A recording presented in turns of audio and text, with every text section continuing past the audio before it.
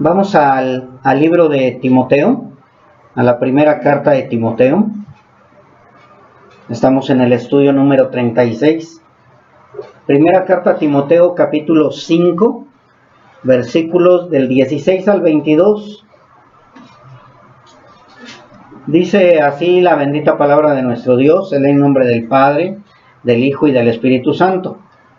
Contra un anciano no admitas acusación, sino con 2 o 3 testigos. A los que persisten en pecar, el 20, repréndelos delante de todos para que los demás también teman. Te encarezco delante de Dios y del Señor Jesucristo y de sus ángeles escogidos, que guardes estas cosas sin prejuicios, no haciendo nada con parcialidad. No impongas con ligereza las manos a ninguno, ni participes en pecados ajenos. Consérvate puro. El estudio del día de hoy le puse como título Juzgando imparcialmente. ¿Sí? Aquí Pablo le dice no hagas nada con parcialidad, o sea, no juzgues con parcialidad. La responsabilidad que tenemos cada uno de nosotros como iglesia es que debemos ser imparciales en el momento de hacer un juicio, ¿sí? Olvidarnos de todo lo demás. Estuvimos viendo desde el capítulo 3, quienes recuerdan, ¿sí?, acerca de los requisitos que debe de llenar alguien que anhela o desea ser ministro del Señor o anhela obispado. Eso lo vimos en el capítulo 3 y nos habla de todos los requisitos que debe de llenar alguien que anhela ser obispo o ministro del Señor o pastor. En los estudios pasados estuvimos viendo acerca del obrero digno. El obrero digno de doble salario también. Estuvimos hablando de quién es un obrero digno y quién no es un obrero digno. Así que Pablo, así como lleva la enseñanza para la iglesia, también es la enseñanza para los ministros. Para los que están en algún ministerio, no forzosamente tiene que ser el pastor nada más, sino también cualquier otro ministro que está sirviéndole a la iglesia, tiene también que conocer esto para saber cuándo va a haber un juicio o incluso cuando va a recibir un juicio, también sepa cómo debe de llevarse a cabo ese tipo de juicio. Hoy vamos a iniciar con varios puntos muy delicados. Hoy no vamos a hablar de que son 3 puntos, 2 puntos, son muchos puntos muy delicados en los cuales no debemos de pasar por alto ninguno, porque siempre va a haber algún juicio. Ya sea bueno, sea malo, sea contra una oveja, sea contra un ministro, siempre va a haber un juicio. Antes del juicio grande, del trono blanco o del tribunal de Cristo. Pero aquí dentro, la iglesia local es la que tiene una gran responsabilidad de llevar juicio en la congregación, ¿sí? Tanto para cristianos como no cristianos, como aquellos que se dicen hijos de Dios. De esta manera, llevando el juicio tal como se dice en la palabra de Dios y tal como lo va enseñando tanto el Antiguo como el Nuevo Testamento, es como nosotros vamos a ir aprendiendo qué es pecado y qué no es pecado que se debe de enjuiciar. Porque muchas veces también creemos que ciertas cosas se deben de enjuiciar y no, mis hermanos.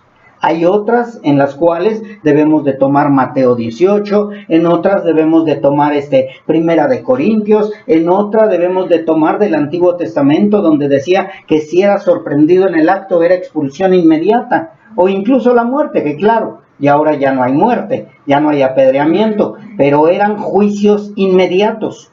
Incluso también aquí en el libro de Timoteo nos habla de aquellos que persisten en pecar. Todo esto lo vamos a ir viendo poco a poco con el propósito de que la iglesia se santifique más. La iglesia vaya caminando en santidad, porque cuando hay un juicio contra un hijo de Dios, lo único que se espera es el arrepentimiento. Es lo único. Un hijo de Dios no puede permanecer fuera del arrepentimiento. Mas, sin embargo, también el juicio es bueno para mostrar quiénes son hijos y quiénes no. Quienes salen de nosotros porque no son de nosotros y quiénes son los que permanecen, ¿sí? Así que van a ser puntos muy delicados, pero muy importantes, ya que muchas veces en lugar de ayudar a los ministros a caminar conforme a la palabra o a los hermanos caminar conforme a la palabra, hay quienes los tratan de destruir o despedazar por causas que no tienen nada que ver con la palabra o con el pecado, ¿sí? Muchas veces el ataque ya es personal en lugar de que el ataque sea conforme a la palabra. Esto nos va a ayudar a cada uno de nosotros también cuando somos vituperados por causa del nombre de Cristo, ¿sí? Entonces todo nos va a ayudar. Hoy vamos a ver qué tipos de acusaciones son dignas de reprender, cómo se debe de juzgar al ministro y también cómo se debe de juzgar a la oveja o al congregante.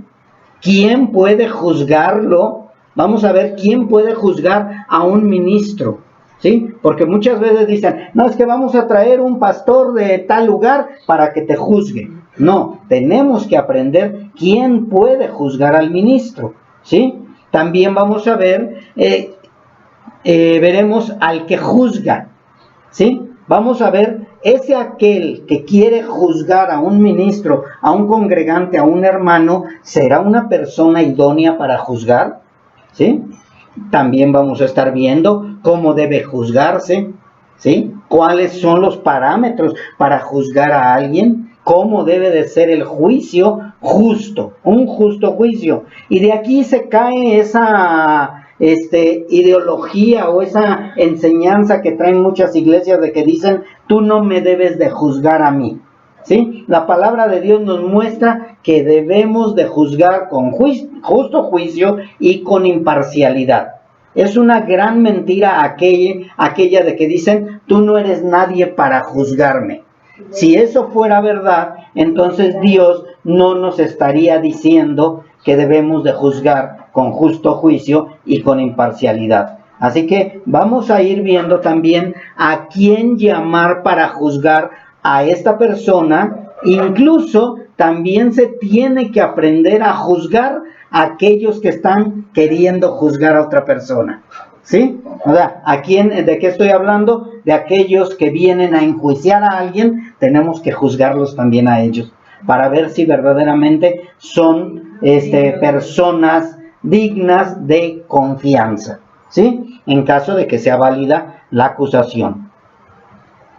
Y de verdad, mis hermanos, si esto se cumpliera tal como lo está enseñando Pablo, tal como lo enseñó nuestro Señor Jesucristo, tal como lo enseñó Dios en el Antiguo Testamento y a través de todas las cartas que hemos visto acerca del juicio, se acabarían chismes, se acabarían malos entendidos, se acabarían conflictos, pero para eso se necesita ser completamente bíblicos, ¿sí? Porque muchas iglesias están produciendo chismes, están produciendo malos entendidos, están produciendo conflictos por causa de una falta de juicio justo, ¿sí? Entonces tenemos nosotros que juzgar lo que es digno de juicio. También vamos a aprender eso. ¿Qué es digno de juicio? ¿Esto es digno de juicio? No. Entonces esto, arréglalo con tu hermano. ¿Esto es digno de juicio? Entonces vamos a llegar a un acuerdo también al tipo de pecado. Espero y hayamos entendido lo que Dios va a empezar a hablar a través de esta enseñanza del día de hoy. Bien, vamos a iniciar, mis hermanos, con el versículo 19. Dice así la palabra de Dios: contra un anciano no admitas acusación, sino con 2 o 3 testigos.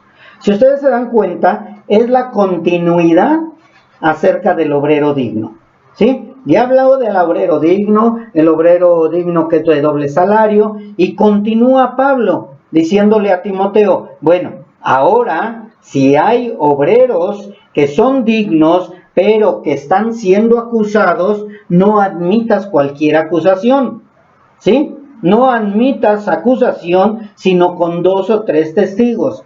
Esto no está diciendo, mis hermanos, que porque hay 2 o 3 testigos es una acusación firme y segura, ¿sí? Recordemos a nuestro Señor Jesucristo. ¿Cuántos le acusaron? ¿Cuántos gritaron, crucifícalo? Y él no era digno de ser crucificado. Pero era un propósito, claro. Él propició todo eso. Pero no quiere decir que no, es que sí es seguro que con 2 o 3 testigos el juicio va a ser correcto. Hasta eso tenemos que tener cuidado. Pablo conocía eso y por eso le dijo a Timoteo, no admitas acusación, pero más adelante le dijo, ten cuidado y juzga parcialmente. Bien, ¿por qué le dijo Pablo, no admitas acusación, sino con 2 o 3 testigos? Porque la ley lo dice. Porque la palabra de Dios lo dice, lo vemos en Números, en Deuteronomio, en Levítico. Hablando de la ley, estamos viendo que eso era algo muy importante, necesario y una ordenanza de parte de Dios, ¿sí? En la ley de Moisés no había manera de hacerlo de otra forma, sino que la ley de Moisés era específica. Tiene que ser con 2 o 3 testigos. Con un solo testigo no es válida ninguna acusación, ¿sí? Pablo conocía perfectamente la ley de Moisés y no tenía necesidad de hacer una nueva forma o una nueva manera de juicio. Él iba a acatar lo que ya estaba en los mandatos de Dios. Pablo lo único que necesitaba era ir a las Escrituras y leer lo que todos sabemos, retomar lo dicho por Dios. Cuando alguien te diga algo de la palabra, independientemente si es juicio o no, oye, ¿y por qué dices que la salvación no se pierde? ¿Tú vas a dónde? A la palabra. Entonces, en este caso del juicio, si hablan de que, oye, yo vi al pastor saliendo de un motel y ese hermano no es digno de confianza, o ese hermano nada más lo que quiere es estar en contra de ese pastor, entonces tenemos que ir a la palabra para poder ver si es válida la acusación que tienen en contra del pastor, del ministro o del hermano que está en algún ministerio. Pablo era lo que hacía.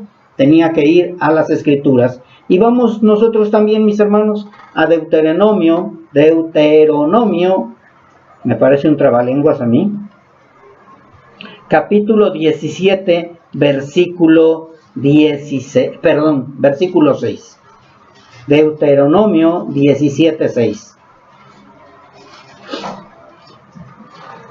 Dice de esta manera la palabra de Dios. Por dicho de 2 o de 3 testigos morirá el que hubiere de morir. Y después agrega, no morirá por el dicho de un solo testigo. Si ustedes se dan cuenta, está hablando de muerte porque en el Antiguo Testamento tenían que ser apedreados. Ahora definitivamente ya no hay muerte. ¿Sí? Ya nuestro Señor Jesucristo pagó por nuestros pecados, ya no hay muerte, y ahora viene el juicio del trono blanco, el juicio del tribunal de Cristo, y ahora ya no es necesario lapidarlos, ¿sí? Pero hay algunos que de verdad merecen ser lapidados, pero eso es otra cosa, La venganza no debe de tocarnos a nosotros, eso le toca a nuestro Dios. Él dijo, mía es la venganza, yo daré el pago a cada uno conforme a sus obras. Pero fíjense bien lo que dice Deuteronomio.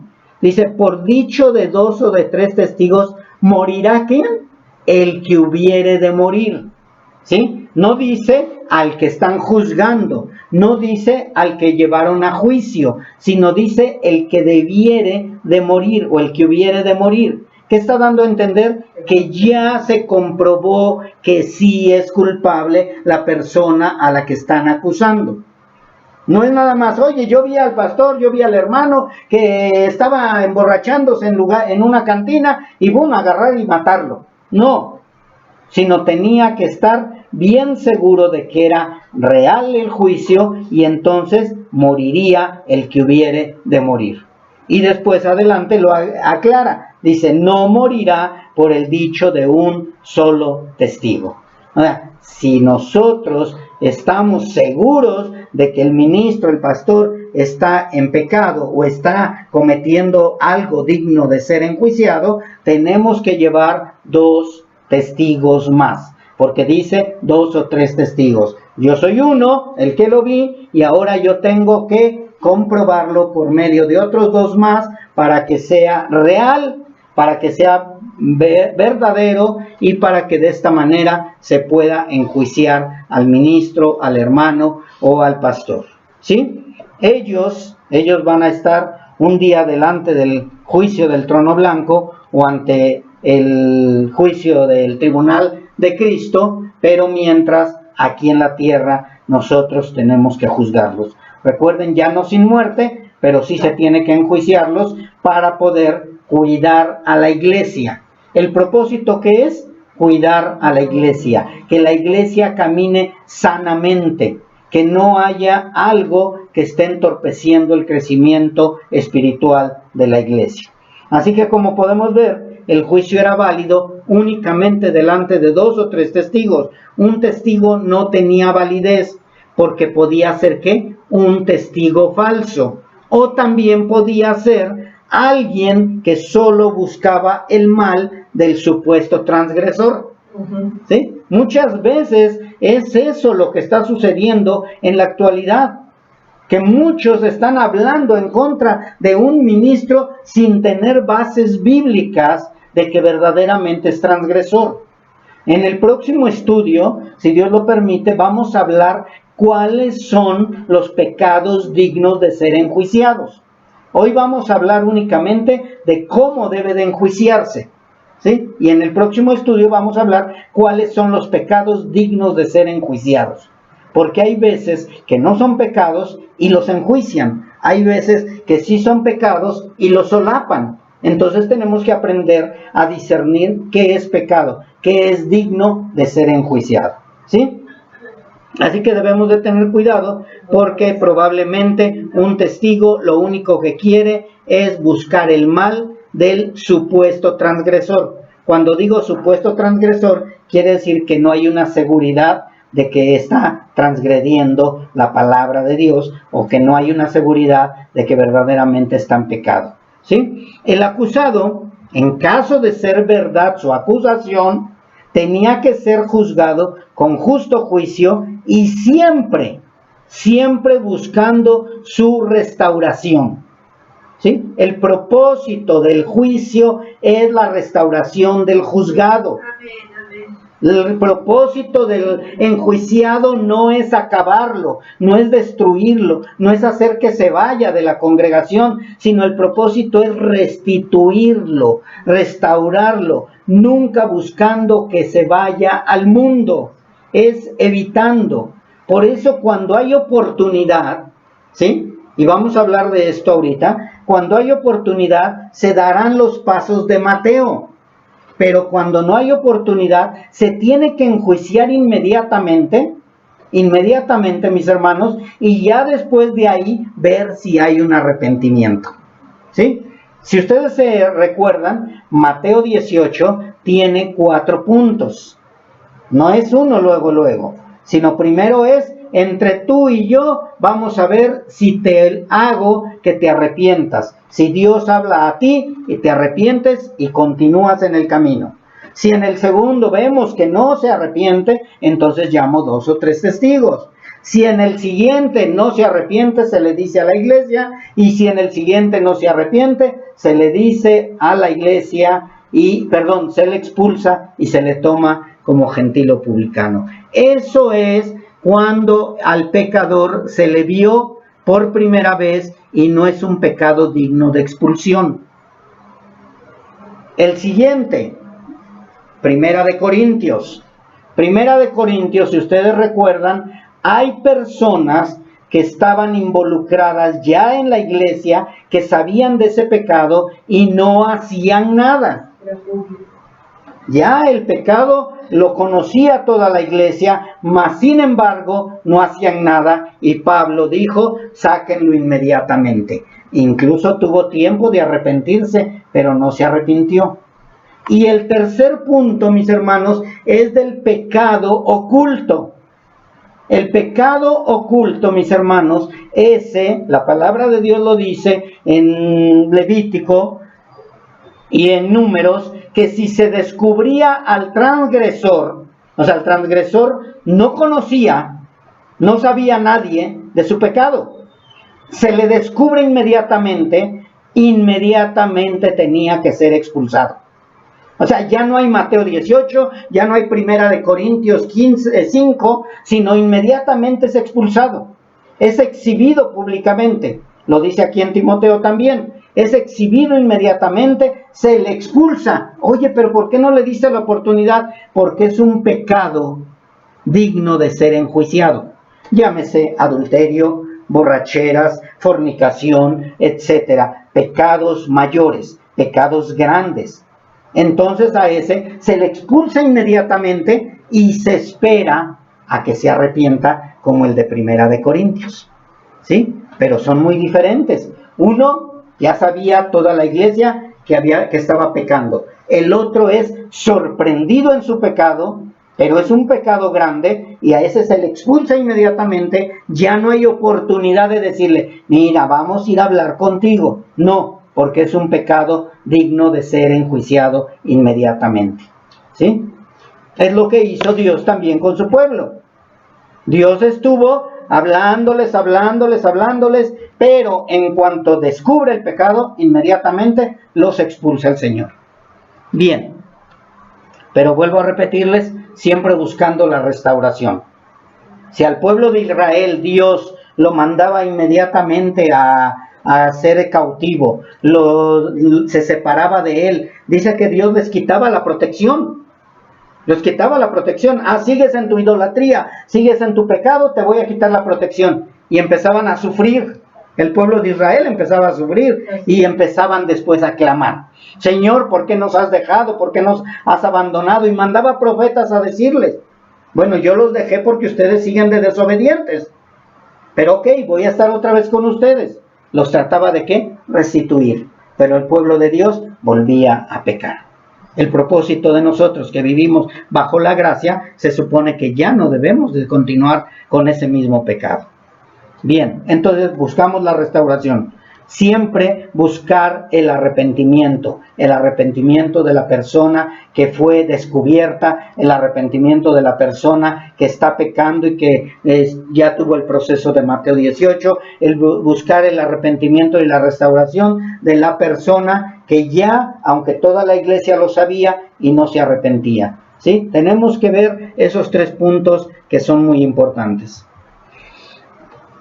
Ya, ¿qué es lo que va a suceder después de que viene la acusación? Recuerden que estamos hablando de ancianos, de pastores. Y ustedes van a decir, ¿pastores que no son hijos de Dios? Sí, mis hermanos. Hay pastores que no son hijos de Dios y que más sin embargo están ministrando. Y por eso caen en adulterio, caen en borracheras, caen en avaricia, caen en fornicación, porque no son hijos de Dios, caen en lazos del diablo. Entonces, en caso de no ser hijos de Dios o sí ser hijos de Dios, después de las amonestaciones necesarias, lo único que queda es la expulsión y entregarlos a Satanás, como se hizo con algunos. Sea o no sea hijo de Dios, se les tiene que expulsar. No se les puede solapar. Ay, es que es un pastor, es que es el único pastor que tenemos en la iglesia. Pues aunque sea el único pastor que está en la iglesia, si ha caído en pecado digno de ser expulsado, será expulsado. La iglesia se hará cargo mientras, con los ministros que haya, con las cabezas que haya, con alguien que tiene que dirigir la iglesia. Pero si el pastor ha caído en pecado digno de ser expulsado, va a tener que ser expulsado. Por eso es necesario conocer el tipo de pecado, ¿sí? Porque si nada más lo vamos a expulsar porque llegó tarde a la congregación y no dio su culto a tiempo, entonces, no, lo vamos a expulsar, ya el pastor no llega temprano. ¿Cuántas veces ha faltado o cuántas veces ha llegado tarde? Es la primera vez, pero no podemos estar permitiéndole eso. No, mis hermanos, tenemos que tener cuidado, que es digno de ser expulsado, que es digno de ser enjuiciado. ¿Sí? ¿Y cuál es el propósito? Esperar a que regrese arrepentido por haber pecado o arrepentido y convertido en caso de no ser hijo de Dios. El hijo de Dios se va a arrepentir y se va a arrepentir inmediatamente. Tiene que arrepentirse inmediatamente. El que no es hijo de Dios bueno, va a regresar arrepentido después de un tiempo, pero también convertido. Ese es el propósito, que se conviertan a Cristo los que no son hijos y que se arrepientan los que sí son hijos de Dios. Pablo aclaró que no se debería de tomar en cuenta un solo testigo, respaldándose en la ley y en la palabra de nuestro Señor Jesucristo, a donde ya hablamos de Mateo 18, ¿sí? Donde hablamos de 2 o 3 testigos. Y dice en Deuteronomio 19:15, quiero que vayan allá, mis hermanos. Deuteronomio 19:15. Dice, no se tomará en cuenta a un solo testigo contra ninguno, en cualquier delito ni en cualquier pecado. ¿Sí? Fíjense nada más, dice, no se tomará en cuenta a un solo testigo contra ninguno en cualquier delito ni en cualquier pecado. Si ustedes se dan cuenta, aquí está hablando, ya dividiendo el juicio. Lo está hablando de un juicio por un delito y un juicio por un pecado. ¿Sí? Ya está dividiendo nuestro Dios acerca del enjuiciamiento. Y dice, no se tomará en cuenta a un solo testigo. Hay muchas veces que una sola persona mueve multitudes que se dejan llevar por los demás, pero es uno solo el que está atacando al ministro o a la iglesia o a los hermanos en Cristo. Por eso es que dice, no se tomará en cuenta a un solo testigo contra ninguno en cualquier delito ni en cualquier pecado, en relación con cualquier ofensa cometida. Aún por una ofensa, es que el pastor me gritó y me dijo que me iba yo a morir. No se va a tomar en cuenta. ¿Había testigos? ¿Había más? No, es que me dijo a mí. No, bueno, pues hay que ver, pero si te dijo que te ibas a morir, pues yo creo que sí, porque todos nos vamos a morir, ¿sí? Pero no sé de qué tipo de muerte le estaba hablando el pastor o la persona que te atacó, ¿sí? Entonces tiene que haber testigos forzosamente, ¿sí? Dice, solo por el testimonio de 2 o 3 testigos se mantendrá la acusación. Hermano, pastor o ministro, fíjate que tal hermano está atacando a fulano de tal. ¿Te consta a ti? No, es que me lo dijo otro hermano. No es válido. Hasta que haya de verdad testimonio de 2 o 3 testigos. Testimonio, que sea seguro. Esto de 2 o 3 testigos, lo que decía yo hace rato, no quiere decir que siempre se hará justo juicio. No siempre se va a hacer justo juicio cuando decimos que son 2 o 3 testigos, ya que podemos citar algunas situaciones donde nuestros hermanos fueron acusados con testigos falsos. Se levantaron testigos falsos, buscaban testigos falsos para que hablaran en contra de algún hermano. Y una muestra mayor es la de nuestro Señor Jesucristo. A nuestro Señor Jesucristo le buscaban de una y de otra manera, y nunca encontraron una forma de juzgarlo o de enjuiciarlo justamente. Todo fue con falsedad. Y vamos a Mateo 14, del 55 al 59. Mateo está explicando muy claro que todos eran testigos falsos. Mateo 14, del 55 al 59. Marcos 14, Marcos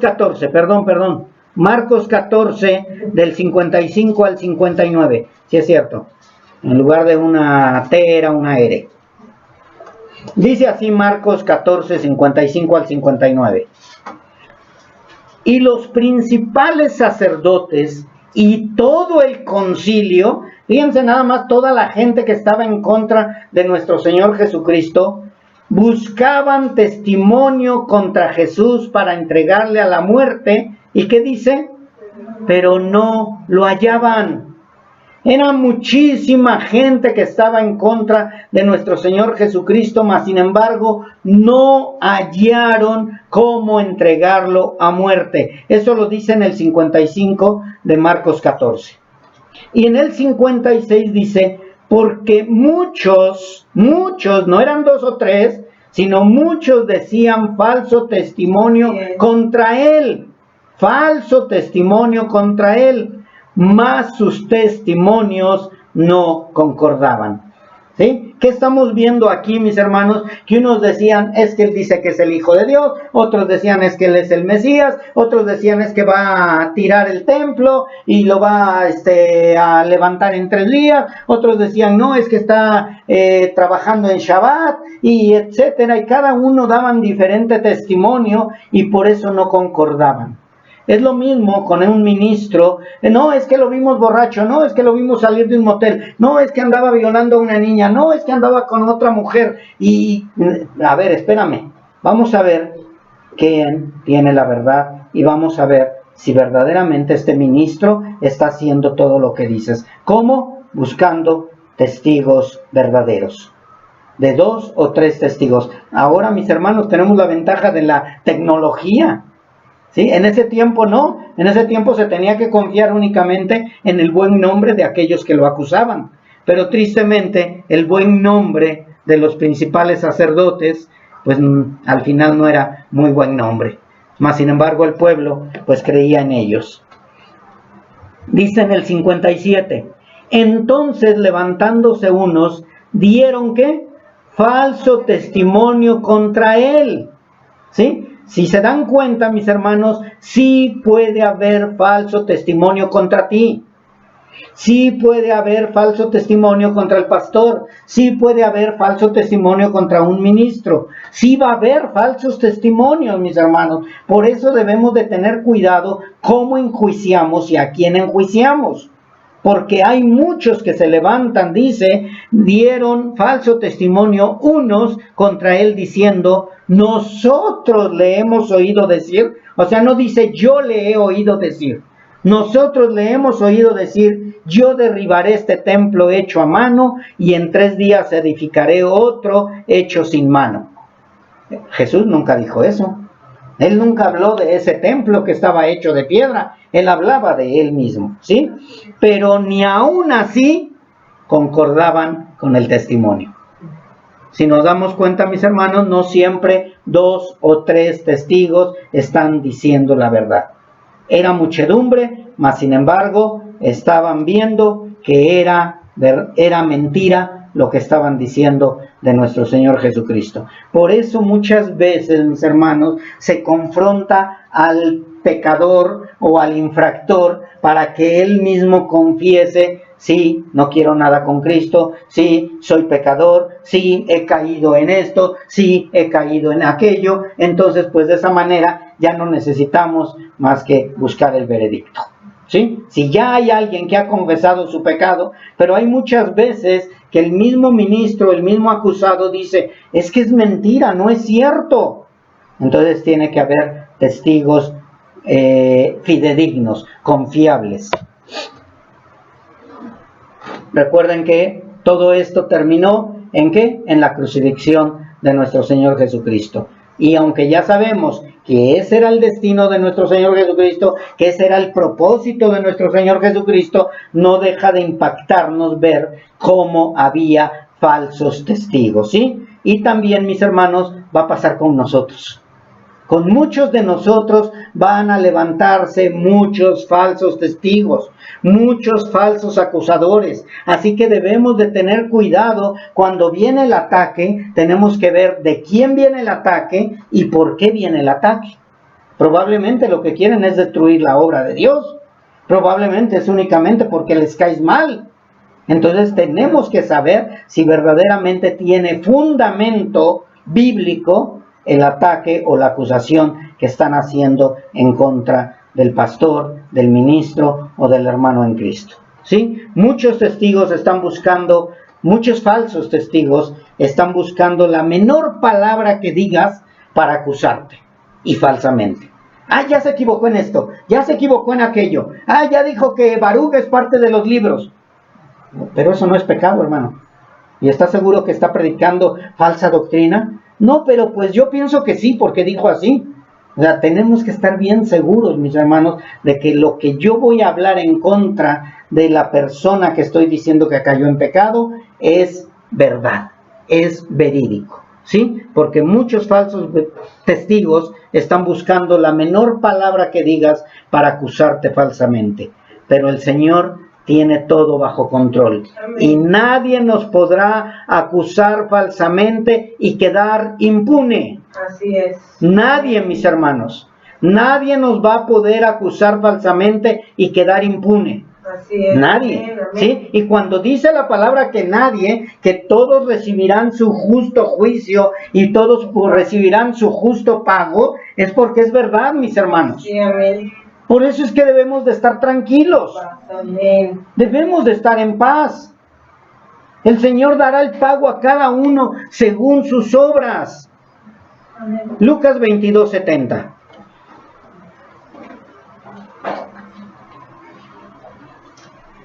Aquí vemos a nuestro Señor Jesucristo cuando ya terminaron enjuiciándolo. Dice así Lucas 22:70 y 71. Dijeron todos, luego, ¿eres tú el Hijo de Dios? Y él les dijo, vosotros decís que lo soy. Entonces ellos dijeron, ¿qué más testimonio necesitamos? Porque nosotros mismos lo hemos oído de su boca. ¿Nuestro Señor Jesucristo estaba diciendo mentira? No, estaba diciendo la verdad. Me van a ver dentro de unos días sentado a la diestra del Padre. Él dijo la verdad. Pero muchos están en contra de. Muchas veces nosotros decimos, es que yo ya estoy seguro de mi salvación. Y te atacan, te menosprecian, te vituperan. Ay, sí, ahora resulta que tú ya eres hijo de Dios y que no vas a perder la salvación. Aquí fue lo mismo. El testigo falso de ahí se tomó y dijo, él está blasfemando. Nosotros cuando decimos que somos hijos de Dios, que ya tenemos la salvación asegurada y que no perdemos la salvación, muchos dicen que estamos blasfemando. Y muchos de esos falsos testigos van a atacarte probablemente por lo que tú dijiste, siendo verdad. ¿Sí? Por eso debemos de tener cuidado cuando hablamos. Si es verdad o es mentira lo que está diciendo. Así es. ¿Sí? El testigo falso en la ley terminaba muerto, mis hermanos. En la ley terminaba muerto el testigo falso por causa de querer ver el mal para sus hermanos. Imagínense ahora, cuanto más ahora que vivimos bajo la gracia y bajo la sombra del Altísimo, mis hermanos. Ahora estamos protegidos bajo la sombra de nuestro Señor Jesucristo. Él ya pagó por nosotros. Imagínense lo que le va a pasar al falso testigo. ¿Sí? Dice en Deuteronomio 19, 16 al 21. Vean lo que sucedía literalmente al falso testigo. 19, 16 al 21. Cuando se levantare testigo falso contra alguno, fíjense cómo aclara, testigo falso, ¿sí? Para testificar contra él, entonces los dos litigantes, o sea, el testigo falso y el enjuiciado, se presentarán delante de Jehová y delante de los sacerdotes y delante de los jueces. Ya aquí nos está diciendo quiénes son los que están capacitados para enjuiciar. Dice que hubiera en aquellos días. Y los jueces inquirirán bien, o sea, investigarán, buscarán, escudriñarán si es verdad todo eso, ¿sí? Y si aquel testigo resultare falso y hubiere acusado falsamente a su hermano, entonces haréis a él como él pensó a su hermano. Santo. ¿Sí? Si el testigo falso quería la muerte de su hermano y se descubre que fue falso, ese tenía que morir, el testigo falso. ¿Sí? Dice, y quitarás el mal de en medio de ti, y los que quedaren oirán y temerán, y no volverán a hacer más una maldad semejante en medio de ti, y no le compadecerás. Sin compasión, mis hermanos. Vida por vida, ojo por ojo, diente por diente, mano por mano, pie por pie. Si el testigo falso quería algo mal en contra de un ministro, de un anciano, de un hermano en Cristo, recordemos lo que pasó con la hermana de Moisés. Sí. Ella estaba en contra y empezó a murmurar en contra de Moisés. ¿Y qué pasó? Se llenó de lepra. Muchas veces decimos, ¿por qué me está yendo mal? ¿Por qué estoy así como estoy? Hay que ver nuestra vida. Hemos sido testigos falsos, hemos falsificado algún testimonio para que al pastor, para que al hermano, para que a la hermana, para que el joven le vaya mal. Hemos estado encubriendo pecados dignos de ser enjuiciados. O sea, Dios también tiene que ver todo eso. Porque si yo estoy encubriendo un pecado, entonces lo único que estoy acarreando es juicio para mí. Así es. Entonces yo no puedo estar cubriendo pecados. Ay, es que es el hermano y me cae re bien. Y aparte da buenas ofrendas y buenos diezmos y buenas cooperaciones. No, me ha hecho tantas cosas buenas. No, se me hace que no lo voy a enjuiciar. Sí sé que anda en pecado, pero no lo voy a enjuiciar. Cuidado, porque yo voy a sufrir las consecuencias. Si yo ataco a alguien nada más porque me cae mal, sin saber sin estar seguro de que está haciendo pecado, o está en pecado, o está blasfemando el nombre de Cristo, entonces puede venir juicio, ¿quién? Sobre de mí también. O sea, tenemos que tener cuidado de todo eso, mis hermanos, porque la palabra es clara y dice, y no le compadecerás. Nuestro Dios es tardo para la ira, pero el día de la venganza va a ser cuando Él se reirá, dice la palabra. Probablemente el día de hoy tú veas a la persona que te enjuició mal, o a la persona que te atacó mal, o a la persona que fue falso testigo, probablemente lo veas en la opulencia. Con dinero, con una vida tranquila, con una paz en su corazón según él, y todo, hasta su familia lo ama, lo quiere, es el más amado de todos los lugares, tiene una congregación grandísima y todos le aplauden, tiene su congregación de cristal, o no sé de qué sea su congregación, etcétera, y todos lo aman, y dices, bueno, pues que el Señor no va a hacer juicio, ¿sí? Todo a su debido tiempo. No va a ser cuando tú quieras. No va a ser en el momento que tú quieras. Dios está preparando el juicio para cada uno conforme a sus obras y en el día que Él decida. Prosperarán mucho aquí. Tendrán todo aquí en la tierra. Pero cuidado cuando estén delante del Creador. Porque dijo el Señor, horrenda cosa es caer en manos de un Dios vivo. Por eso, mis hermanos, debemos de tener muchísimo cuidado cuando hacemos un juicio que no es justo. Debe de haber ese temor a Dios. Debe de haber ese temor a Dios, ¿sí? Horrenda cosa es caer en manos de un Dios vivo. Así que no te preocupes si los ves que prosperan financieramente, emocionalmente, que traen un carrazo, una cara muy bonita y que su familia los ama y que sus hijos ya todos tienen carrera y que no sé qué tanto. Deja todo en manos de Dios. Él se va a encargar un día, ¿sí? Preocúpate por tu salvación. Preocúpate por no fallarle al Señor. Preocúpate porque de veras estés caminando en el camino correcto. Es por eso que el pastor y cada miembro de la iglesia deben negarse rotundamente a que alguien les susurre al oído de chismes. Oiga, pastor, fíjese que la hermanita, yo la medio escuché que estaban hablando en contra de usted. ¿La medio escuchaste o la escuchaste? Pues la medio escuché. ¿Y estás seguro que hablaba en contra de mí? Bueno, eso creo porque dijo el pastor. Pero no estaba hablando de mí, o sí estaba hablando de mí. Es que no estoy seguro. Pues entonces no venga con sus chismes aquí. Váyase a la plaza o a la tortillería. No, se supone que los hijos de Dios ya no andamos en chismes, ni andamos en murmuraciones, y yo no puedo prestar oído de un hermano, una hermana, una persona, mucho menos de afuera, que ande en chismes o metiendo chismes dentro de la congregación. Si no lo permito o no debe de permitirse dentro de la congregación, mucho menos de allá afuera. Oiga, pastor, allá afuera andan diciendo que usted es ratero. Oiga, pastor, allá afuera andan diciendo que usted es marihuano. Oiga, pastor, allá afuera andan diciendo que en esta iglesia hay mucha fornicación, adulterio y desorden. ¿Y les consta a ellos? No, pero los de allá afuera lo andan diciendo. Hasta los de Estados Unidos ya saben. ¿Y a ellos les consta? Están aquí, han vivido aquí, han conocido las escrituras, han conocido lo que se predica, conocen al pastor. No, pues no, ni lo conocen, pero oyeron de fulano, de sutano, de sutano, de sutano, y ya llegó hasta allá. No, eso no es válido, mis hermanos.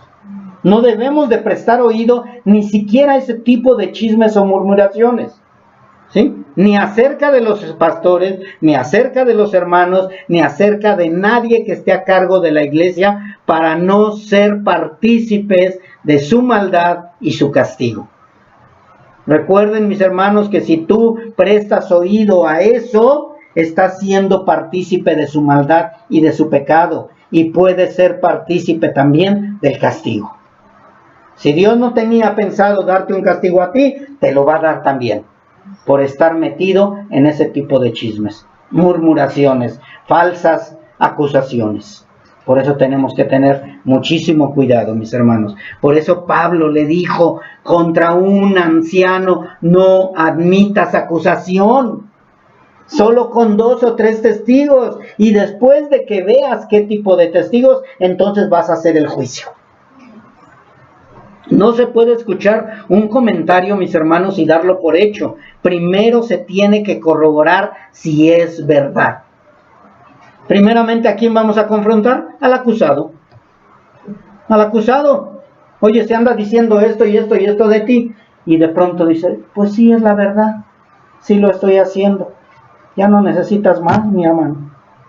Pero cuando dice no, no es cierto, es mentira, entonces vamos a buscar 2 o 3 testigos y vamos a hacer que comparezca la persona que te atacó, la persona que habló en contra de ti, para confrontarlos, y si resulta falso, él es el que va a recibir el juicio, la reprimenda o el castigo. ¿Sí? Lo dice la palabra, mis hermanos, no lo digo yo. En caso de ser verdad, de que es verdad lo que están diciendo o lo que está llegando a oídos tuyos, se debe ver si es digno de catalogarlo como pecado. Por eso les digo que en el estudio próximo vamos a catalogar qué es pecado digno de ser disciplinado y qué no es pecado. Muchas veces, nada más porque el niño no quiere tender su cama, dices, es pecado, y lo vamos a enjuiciar. Y lo vamos a expulsar de la iglesia porque no quiere tender su cama. Es flojo. Es cochino. Pero no quiere decir que vamos a enjuiciarlo por eso. ¿Sí? O sea, tenemos que aprender a ver qué es pecado. Vamos a ir catalogando bien lo que es pecado. Puede ser un pecado de desobediencia, puede ser pecado de desacato a los padres, de deshonra a los padres, pero verdaderamente siempre lo hace, o nada más hoy porque no tuvo ganas. O sea, tenemos que ver todo eso, mis hermanos, porque dice la palabra que el que peca deliberadamente, entonces sí es digno de ser enjuiciado, ¿sí? Así que tenemos que ver si es digno de catalogarlo como pecado, o solo es que no le agrada al acusador algo del ministro y solo trata de hacerle daño, ¿sí? A lo mejor no me gusta es la manera como se viste el pastor. ¿Por qué viene de azul clarito? Si a mí el azul clarito no me gusta, se me hace que el pastor le gusta ese color o lo hace en contra de mí. Y voy a acusarlo porque se viste de azul clarito y a mí no me gusta, y yo ya le dije. Tengamos cuidado. Catalogar, ¿es pecado que el pastor se vista de azul clarito? Y digo azul clarito porque a mí no me gusta el azul clarito. Así que nunca me van a ver, o a lo mejor sí, vestido de azul clarito. Pero tenemos que ver, mis hermanos, de verdad, cómo estoy acusando al ministro, al pastor o al hermano. Aquí definitivamente está hablando del ministro, del pastor, ¿sí? Pero necesitamos también saberlo como iglesia. Todo esto lo estamos viendo, mis hermanos, en el día de hoy.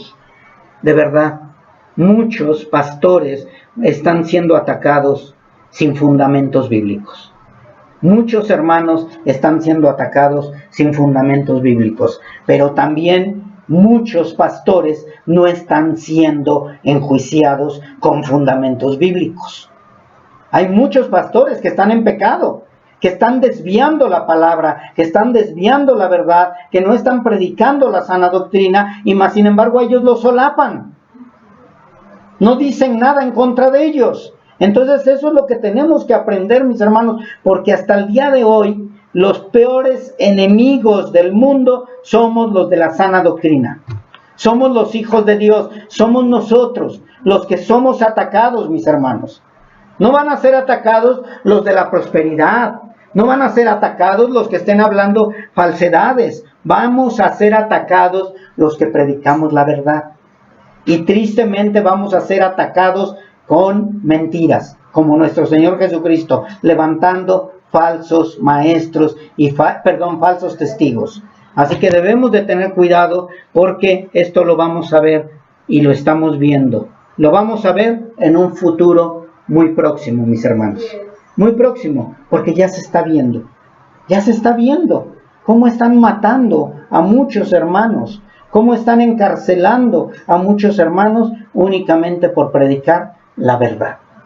¿Qué es lo que dicen allá afuera aquellos que están siendo atacados? Es que están en contra del gobierno, es que están hablando en contra de los homosexuales, es que están hablando en contra de la libertad de expresión, es que están hablando en contra de nuestro derecho a la vida. ¿Estamos hablando de eso? ¿O estamos hablando acerca de lo que dice Dios? ¿Y cuál es el propósito? ¿Atacarlos a ellos o esperar a que se arrepientan y que le entreguen su vida a Cristo y que no vayan a condenación? Ese es el propósito. Mas sin embargo la gente no lo entiende, está cegada, y somos grandes enemigos y se levantarán falsos testigos. Y lo peor de todo, que no nada más allá afuera, sino también dentro de la congregación, porque muchos escucharán espíritus engañadores. Muchos van a escuchar espíritus engañadores y van a venir aquí a querer atacar a la iglesia. De una vez Dios nos está previniendo desde el día de hoy. Tenemos que tener cuidado de aquellos engañadores que están atacando de allá afuera para destruir lo que se está haciendo aquí adentro. Mis hermanos, tenemos que tener cuidado porque todo esto ya se está viendo. Ellos creen que sirven a Dios y por eso nos acusan falsamente. Ellos creen que están sirviendo a Dios y por eso acusan a nuestros hermanos en Cristo con puras mentiras y únicamente pura falsedad. Así que preparémonos. ¿Por qué tenemos que prepararnos? ¿Por qué no les digo, hermanos, vamos a levantarnos evitando que haya falsos? No lo vamos a evitar. Nunca vamos a poder evitar que haya falsos testigos. ¿Sí? Todo esto es necesario que suceda. ¿Por qué es necesario que suceda, mis hermanos? Porque de esta manera se va a ver quiénes somos verdaderamente hijos de Dios. Si te están atacando, quiere decir que estás haciendo algo bien, pero siempre y cuando te estén atacando con mentira, con falsedad. Pero si te están atacando porque estás en pecado, porque estás haciendo algo mal, entonces endereza tu camino, arrepiéntete y a seguir en el camino que el Señor trazó. Es necesario que suceda, que haya falsos, mis hermanos. Nuestro Señor Jesucristo lo dijo, que se levantarían muchos en contra de nosotros, porque somos enemigos de ellos. Pero no por eso vamos a dejar que los testigos falsos se introduzcan en la iglesia. Pablo le dijo a Timoteo, te encarezco que pongas orden en la iglesia, que tengas cuidado, que muestres quiénes son los que están dando falsa enseñanza, los que están encubiertamente, sácalos a la luz y expúlsalos.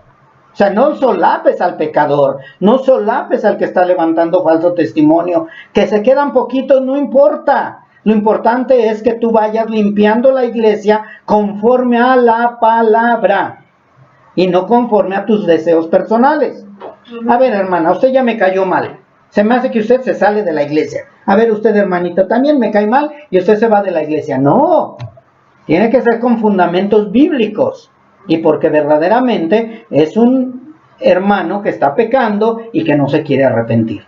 ¿sí? Así que tenemos que tener cuidado y no dejar que hagan lo que ellos quieran en la iglesia, sabiendo que están haciendo daño a la iglesia de Cristo, a la novia de Cristo, a la esposa de Cristo. Y Pablo es lo que le decía a Timoteo: corrige a la iglesia, enseña a la iglesia, exhorta a la iglesia, y que se den cuenta que es por su bien, es por el bien de la iglesia. Mis hermanos, de verdad, muchas veces decimos, bueno, el pastor, ¿por qué me exhorta y me grita y me dice? ¿Y por qué me está hablando y llamando la atención? Es por tu bien. Si el pastor te está hablando a veces ya de una manera más fuerte, es porque no has entendido. Pero si estás entendiendo, pues gloria a Dios. Qué bueno que estés caminando conforme a la verdad y conforme a la obediencia que Dios te está pidiendo. Pero no obedece y no obedece y no obedece la oveja. Y bueno, pues hay que darle varazos o patadas. No, patadas no, ¿verdad, mis hermanos? Bien, entonces nosotros tenemos que aprender a corregir a la iglesia, a enseñar a la iglesia, a exhortar a la iglesia y explicarles que es por el bien de ellos. Mis hermanos, si hay exhortación, si hay enseñanza, si hay corrección, si hay disciplina correctiva y formativa, es por el bien tuyo.